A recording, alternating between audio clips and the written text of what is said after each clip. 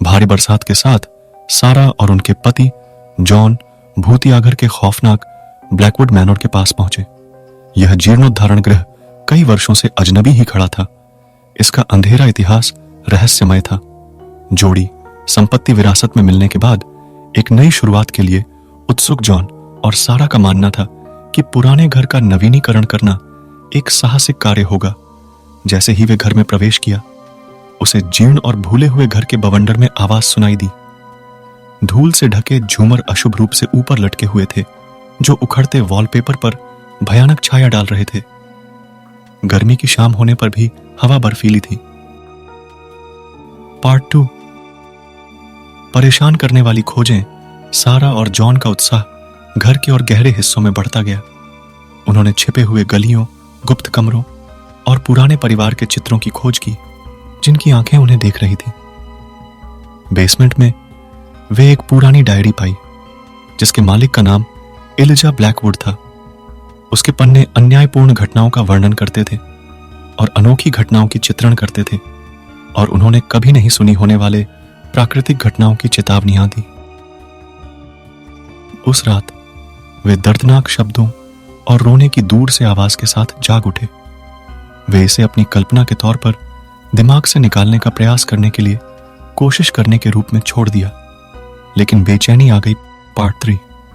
दृश्य। जैसे जैसे दिन बीते, असाधारण गतिविधि बढ़ गई। वस्तुएं अपने आप चलने लगी और उनकी दृष्टि के किनारे पर भयानक दृश्य प्रकट होने लगे। सारा और जॉन के बीच झगड़े बढ़ते गए, अनजाने में आई चीज के दबाव के तहत। एक शाम उन्होंने अपने पैरों को ठंडे हाथों से पकड़ते हुए महसूस किया, जो उन्हें बेसमेंट की ओर खींच रहे थे। डर से भरपूर वे विरोध करने का प्रयास किया, लेकिन एक अदृश्य बल था। उन्होंने आखिरकार अपने पैरों को छुड़ाया, फिर वह भयभीत होकर उठकर बेसमेंट से बाहर निकल गए। पार्ट 4। अंधकार का खुलासा। जवाब के लिए बेताब, उन्होंने एक बार फिर डायरी का सहारा लिया। एलिजा की डायरी की आखिरी लाइन ने एक डरावना रहस्य खोल दिया। यह घर एक प्राचीन कब्रिस्तान पर बनाया गया था, जिसे ब्लैकवुड परिवार ने धन और शक्ति की खोज में अपवित्र कर दिया था। आत्माओं ने बदला लेते हुए शापित हवेली के भीतर रहने की हिम्मत करने वाले सभी व्यक्ति को डरने और पीड़ा देने लगी। पार्ट 5। आखिरी संघर्ष। सारा और जॉन जानते थे कि वे ब्लैकवुड मैनर की परेशान करने वाले आत्माओं का सामना करने के लिए तैयार थे। डायरी से जानकारी के साथ उन्होंने आत्माओं को संतुष्ट करने और घर को शुद्ध करने के लिए एक कठोर अनुष्ठान किया।